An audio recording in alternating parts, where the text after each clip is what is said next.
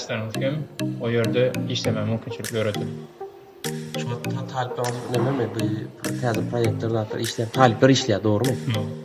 Sizde yanlışmazam yaş almır gençi.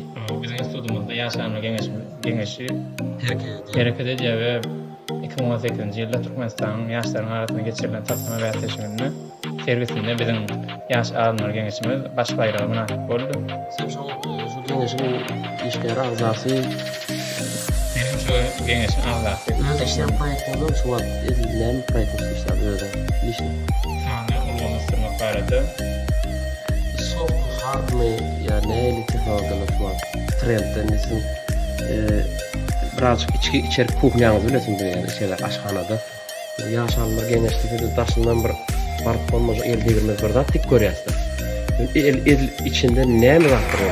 Mesela bir yaşanlar gençliğinin ağzı bir talibimiz. Bunun ne açı sağlığı sokayda geçiriyor. Ne mi öyle diye. Transistorlar üstünde işleyen, laboratuvarlar üstünde işleyen, fiber optik kabeller üstünde işleyen. Bir gününüz bir ayıp verseniz buna sokayda. Ağzını aktavat öz işlerle meşgul olanlar.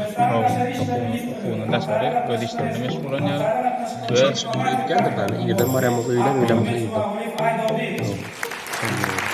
O zaman hemen bolup geçen hemen diye talipler sokayda. öyle işleri, aktarım işleri var.